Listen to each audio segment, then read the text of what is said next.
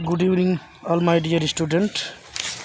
चलिए, आप लोगों को हमने जैसा कि बताया था कि हम डस्ट ऑफ स्नो पोएम पढ़ा रहे हैं। उसके बाद आप लोगों को एक सेंट्रल आइडिया लिखाएंगे और उस सेंट्रल आइडिया का नाम क्या था, डस्ट ऑफ स्नो। ठीक है, चलिए उससे पहले एक हम कोटेशन, एक मोटिवेशनल स्पीच आप लोग समक्ष रखना चाहते हैं। देखिए, लिखा है इंग्लिश में, इफ़ यू कैन स्टे। अगर आप लोग चाहेंगे तो किसी के सामने बोल भी सकते हैं स्पीच, और इसको थोड़ा सा समझा देंगे तो आपके लिए वहाँ पर इतनी ज़्यादा क्लैपिंग होंगी कि आप लोग भी खुश हो जाएंगे। ठीक है, तो लिखा है, if you can stay positive in negative situation you win. बहुत अच्छी कोटेशन है, बहुत अच्छा मोटिवेशनल कोटेशन स्पीच है। देखिए क्या है, इफ़ यू कैन स्टे, यदि आप ठहर सकते हैं पॉजिटिव मतलब सकारात्मक, किसमें, इन अ निगेटिव सिचुएशन मतलब एक नकारात्मक स्थिति में। यदि आप एक नकारात्मक स्थिति में भी अपने आप को क्या रखते हैं, सकारात्मक रखते हैं, यू विन, तो आप निश्चित रूप से जीतेंगे। तो आप कहीं न कहीं उस चीज़ को निश्चित रूप से क्या करेंगे बच्चों, जीतेंगे। ठीक है ना, तो ये हमारी कोटेशन था। ठीक है ना, इसी के साथ हम आपको डस्ट ऑफ स्नो नामक पोएम शुरू करते हैं और उसका हिंदी में हम आपको समझाते हैं। चलिए देखिए, यहाँ पर आपका है डस्ट ऑफ स्नो नामक पोएम। ठीक है ना, देखिए हमने सबसे, आप लोग भी ऐसे लिखिएगा, सबसे पहले लिखा है the central idea of the poem, फिर इसके बाद लिखा गया है, मतलब central idea of the poem मतलब इस कविता की मेन कथा वस्तु।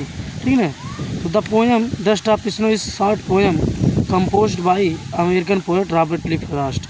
अर्थात ये जो पोएम है डस्ट ऑफ स्नो अर्थात बर्फ के कण, एक छोटी सी पोएम है, कंपोज्ड और जो संकलित किया गया है किसके द्वारा, एक अमेरिकन प्रसिद्ध कवि रॉबर्ट ली फ्रॉस्ट के द्वारा। इनका पूरा नाम बच्चों है, याद कर लीजिएगा, रॉबर्ट ली फ्रॉस्ट।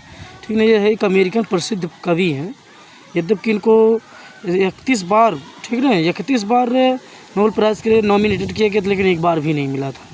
चलिए देखिए अगला क्या है, इन दिस प्रेजेंट पोएम, इस उपस्थित या फिर प्रस्तुत कविता में, the poet is standing under hemlock tree, अर्थात जो कवि है एक हेमलॉक ट्री नामक एक धतूरे के पेड़ के नीचे खड़े हैं। And his mood is not good, और जब उनका विचार अच्छा नहीं रहता, उनका जो मूड है वो अच्छा नहीं है। बट है ना, small part of snow false upon bird, और जब एक बर्फ़ के कण उनके ऊपर गिरता है तो क्या होता है, हिज मूड चेंज, उनका जो विचार होता है, उनका जो मूड होता है, जो डिस्टर्ब होता है, वो क्या हो जाता है, बदल जाता है। ठीक है ना, और this poem present a simple moment, यह कविता एक साधारण क्या क्षण के बारे में प्रस्तुत करता है। ठीक है ना, but it is has a large significance, लेकिन इसके पास एक गहरी और एक अलग ही मीनिंग अर्थ है।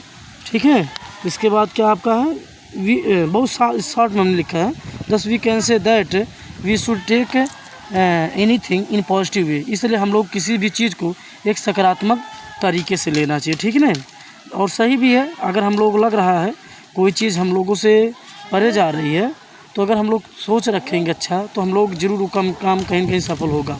लेकिन जब हम लोग पहले से किसी चीज़ के बारे में सोच बैठते हैं कि हमारा कुछ बुरा होगा, तो बुरा हो ही जाता है बच्चों। ठीक है ना, तो ये आपकी छोटी सी पोएम है रॉबर्ट ली फ्रॉस्ट के द्वारा। अगर आप लोग बना करके और कुछ लिख सकते हैं, कोई बात नहीं, लेकिन ये भी इतने में भी अगर आप लोग इतना संक्षेप में करके बढ़िया से लिख देंगे तो आपको 4 नंबर मिल जाएगा। ठीक है, 4 नहीं 3 नंबर का रहता है, 3 नंबर के रहेगा और 3 नंबर को रहेगा। ठीक है ना, ऐसे ही आपका पोएम रहेगा। चलिए, आपका ये पोएम यहीं पर समाप्त हुआ। धन्यवाद।